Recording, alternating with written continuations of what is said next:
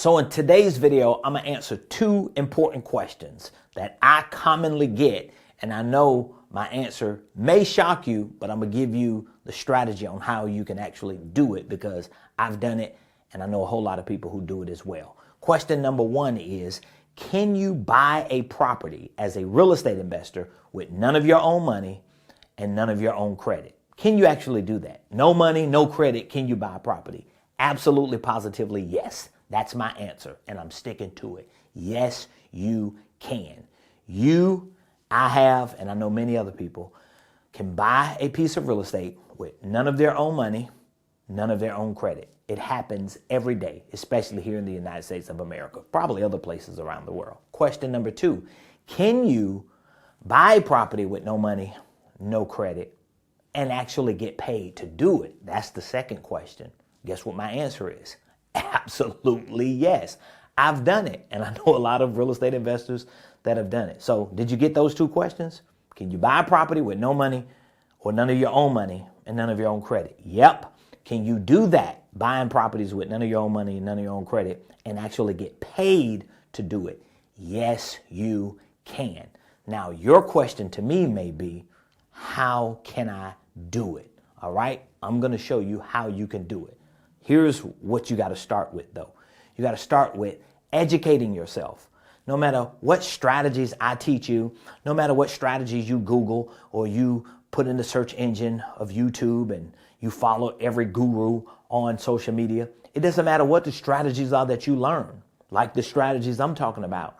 If you do not educate yourself on not just the surface strategies or the general information surrounding these strategies, but you've got to educate yourself on the ins and outs, okay? Where you live, what your market is, what type of people you need, attorneys, title companies, transaction coordinators.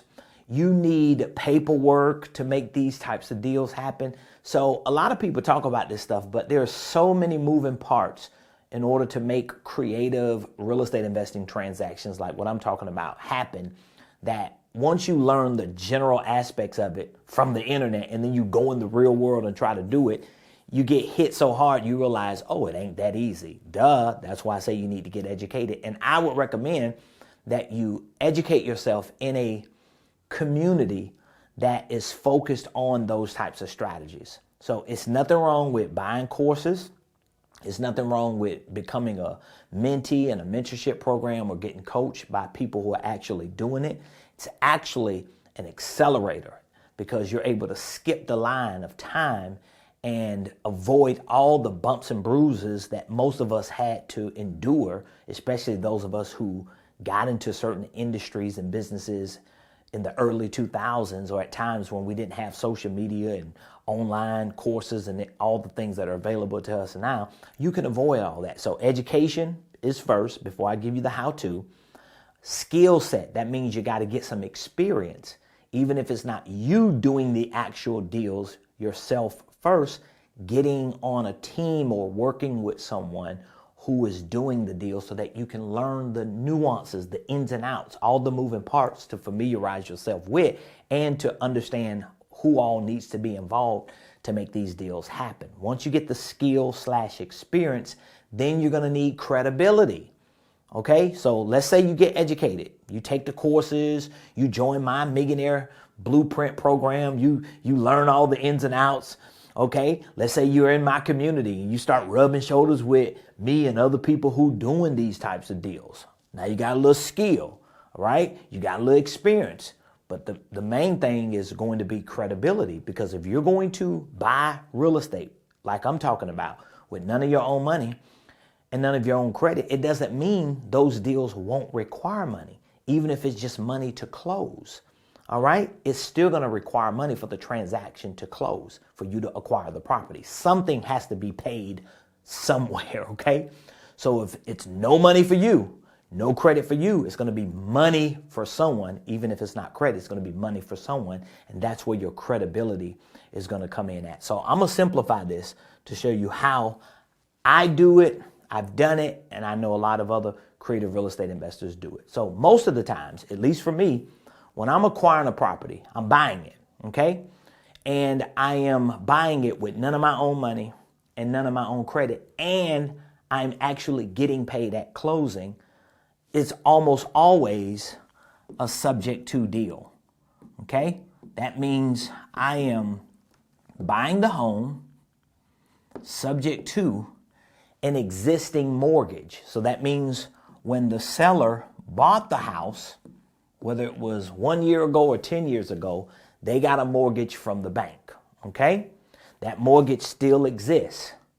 The bank is the lien holder on this home. That means if they don't pay the mortgage, the bank has the right to foreclose, because that mortgage, which is a paper, a deed of trust, it's a document stating that the bank is the lien holder and this person who got the mortgage to buy the house, they were loaned that money from the bank. Are you with me?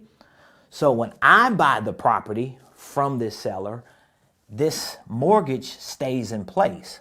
So the deed to the home, let's say, comes to me, but the mortgage that the bank has a lien on this house for, it stays in place. So it's going to remain in the name of the person who sold me the house, because there's a difference between the mortgage and the home. The mortgage is going to be the deed of trust. It's going to be a security instrument. The home is going to be like a warranty deed, which once I buy it, the deed is going to be transferred to me or to my company. So this is a very creative strategy that a lot of us in the creative world of real estate investing use. Now, the only difference between subject to, is what we call it, and owner financing is this same scenario where the owner, they bought the home and either they had a mortgage that they paid off or they just paid for it in cash. And so they have the deed to the home, but there's no mortgage. So that means the owner could still sell me the house. And if I don't pay cash for the house, then they can become the bank and we can create terms very similar to the same type of terms a bank would create if they got a loan from the bank. So it would just be me or my company doing an agreement with them as the bank, and then the deed is transferred to me or my company.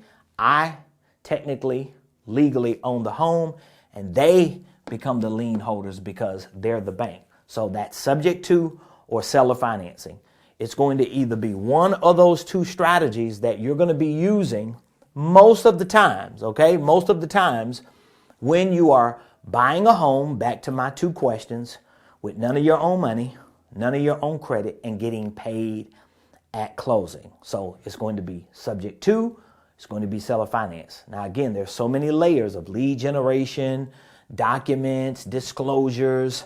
It's a whole lot of moving parts in order to make either one of those strategies work, but I'm just giving you the basics of how we actually do these types of deals, where we're not paying anything out of our own pocket, we're not using our own credit, and we're actually getting paid at closing. Now, here's where the credibility part at, because let's just say I do find a property that the seller allows me to buy it subject to the existing mortgage, or there's no mortgage and the seller sells it to me and they become the bank and it becomes a seller finance deal.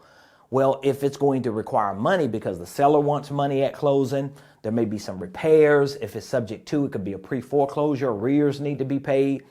There are other things that have to be paid in order to get to closing for me to own the home. Where is the money coming from? Well, this is where your credibility is. Remember, I told you education, number one. Number two is skill set / experience, or it should be experience, which helps your skill set. And then number three is credibility. This is where you have private money lenders, people who have money in savings accounts or retirement accounts who would like to become the bank for you and loan you money on deals. So let's say, for example, I find the property, the seller agrees to a subject to because they have an existing mortgage, but it's going to cost me $20,000 between what I give the seller and between all the costs associated to paying arrears, closing cost fees. Is going to cost $20,000. Well, my private money lender can loan me, let's say, for example, $50,000 because I'm going to pay the 20 to close, and then I'm going to have an extra 30 for any repairs so that I can either sell the property through a fix and flip or lease the property through a buy and hold. So guess what? The private money lender agrees. We draft up a promissory note. We draft up a deed of trust, which is similar to a mortgage because now they're going to be the bank like the bank already is on this home. So the main bank is the first lien holder. The private money lender would be, in this case, the second lien holder. So we're going to get $50,000. Okay, once we draft up the documents, or our attorney drafts up the documents, the closing attorney who's preparing the documents for me to buy the home, the private money lender is going to wire the $50,000. I've done this before, so I know what I'm talking about. The private money lender wires the money to the closing attorney. So it's going to be in escrow. It's going to be at the closing attorney's office, wired to them, right? Okay. At closing, the attorney is going to take 20 of the 50 to take care of all the costs associated to me buying the property, whether it's money to the seller, closing costs, arrears, whatever. Well, there's 30 left, right? Because I got 50 from the private money lender, who's now, like the bank, a lien holder on this property. So where's the extra 30? The extra 30 is going to come to me. So just in that example, I bought a home with none of my own money, none of my own credit, and I actually got paid at closing. But again, it took years for me of education, experience, developing the skill set, and most importantly, having enough credibility that someone would actually loan, not me, but my business, and use this property as collateral, $50,000, so that I could cover the cost to buy the property and get paid at closing. So it may sound complicated when you're hearing it for the first time, but again, once you get educated, once you align yourself with people who are doing it, and you get in a community of people who understand the nuances and the ins and outs and all the moving parts, and then you start establishing credibility where you have people who are willing to trust you to bring money and partnerships into the deal, you can do the same. So it's doable.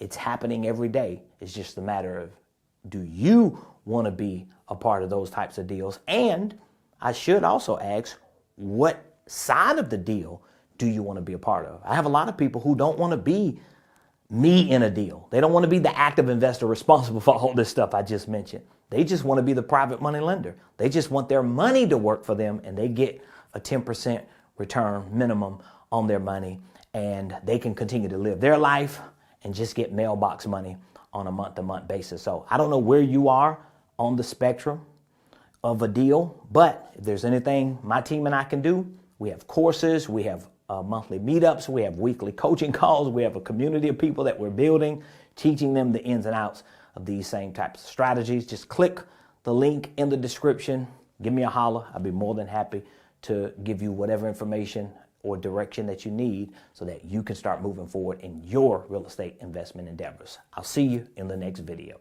Peace.